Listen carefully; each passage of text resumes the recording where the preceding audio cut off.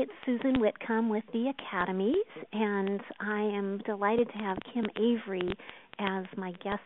Kim is with kimaverycoaching.com. And so, Kim, in my series of interviews with coaches who are thriving, just being a light in the world, your name certainly comes to mind. Thank you.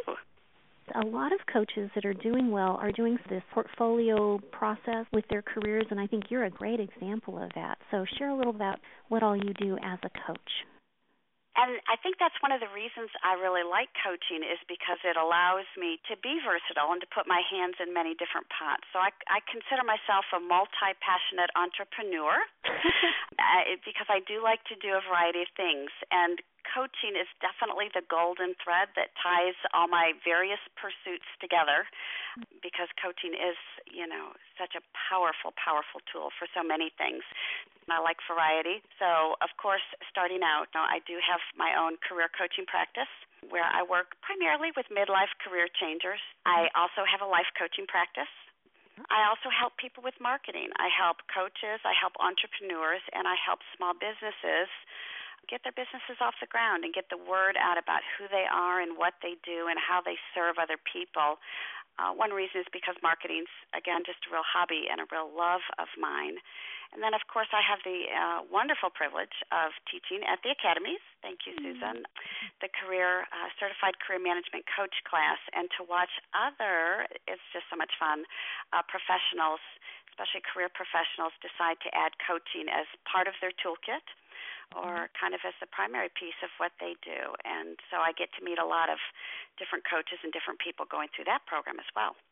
And it seems like when you look at some of the shifts and the trends that we're seeing just in career management in general, that's absolutely a way that a lot of people are going. Right, and I do think it's really important for coaches. In a way, I think it's almost a way for us to model part of the message that we really want our clients to get, that in this day and age and this economy, changing world, that we really each need to be the CEO of our own career, which doesn't mean you can't work for an organization, but nobody's really going to look out for you in your career. It needs to be us who are planful, who vision, who look into the future and decide what we want to do and how we want to do it. And so I feel like it's a good example for my clients as well as just a really wonderful and powerful way to live. If I want to lighten up for a few months, I can do that and take a little bit less work. And if I have a lot of extra time, I want to take extra clients or training workshops or give some more speeches or whatever, I can do that. And so the versatility and the portability of being able to use coaching as a cornerstone to go out into all kinds of different ventures is really powerful. So you are a lifelong learner and have done a lot of different training. In respect to the career coach training, how has that prepared you well? It's a great question. Prior to coming into career coaching kind of full force, I'd started with life coaching, but in a lot of ways it doesn't go across platforms quite as much as you would think. I didn't mention it, but one of the things, that I do often is go into small local companies and provide training on assessments or branding or some of those other components that come in through careers.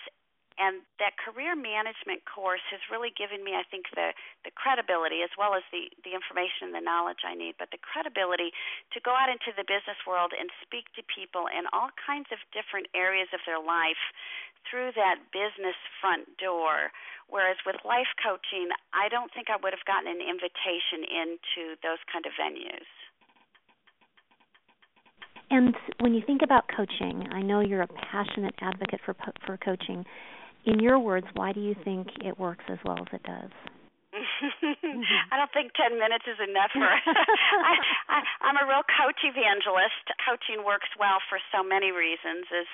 As you and I both know, more and more, number one, it works in conjunction with our brain, with the way we were designed to work. And so people come up with their own solutions, and they own them, and they're motivated by them, and they're a perfect fit for them. And so all of those wonderful things. But I will say that coaching, one of the words that comes to mind most often is it's leveraged. If you take one person as a coach and you work with one client, one motivated, client who really wants to do life better, from the time they spent with you, they go out and they affect dozens, maybe hundreds of other lives by living on purpose, by living intentionally, by living well, there's this huge ripple effect of positive things that happened because one person has spent time really pausing and looking at their life carefully with the help of a coach. And I'm just sold. I think I'm going to have a coach for the rest of my life. I think everybody else should too. Wow, yes. And I raise my hand on that one as well. So I have multiple coaches and will for the rest of my life. Yeah. So, yeah, good point. And how about a success story that comes to mind that you might share? Oh, that was too hard. You should have given me pre-warning. So I can't necessarily think of the best one maybe, but I can think of some of the clients I'm working with right now. And I think for me, especially with the midlife career changers in career coaching, the power comes from people who, for example, a lady I'm working with, she said, I've done the same job for 9 years and hated every single day of it for 9 years.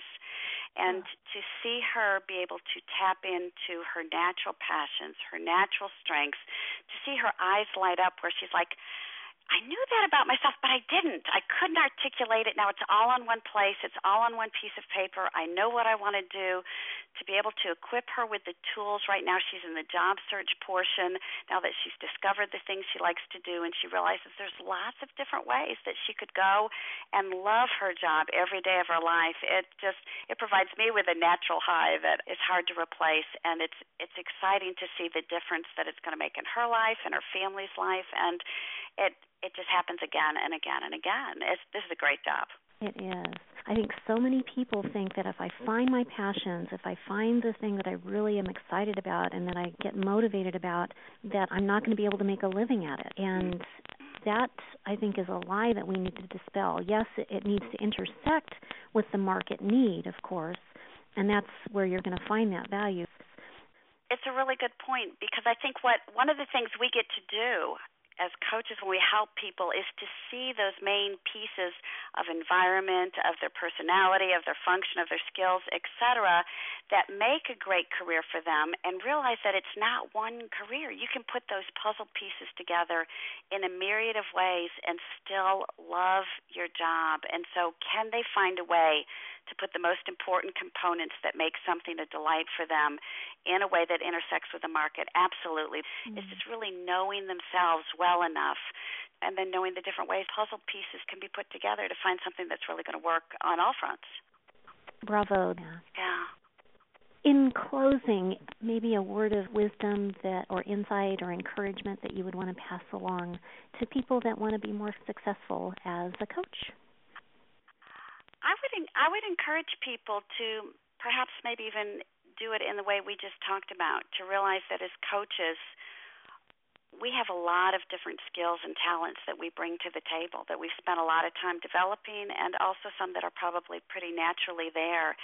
And if somebody wants to increase their influence in the world or increase the money that they make coaching, to mix and match, and to feel free that you can combine those in different ways for different markets and different niches and different industries, and come up with just a really nice smorgasbord of things you can do that you love to do all around coaching. But you don't really have to limit yourself if for some reason that's not what you want to do, or that's not working for you right now. How freeing and wise advice. Well, thank you, Kim, for being with us today. Thank you. It's fun to talk to other coaches. I would always encourage them to go for it. It's the best job ever. Absolutely. I'll second that.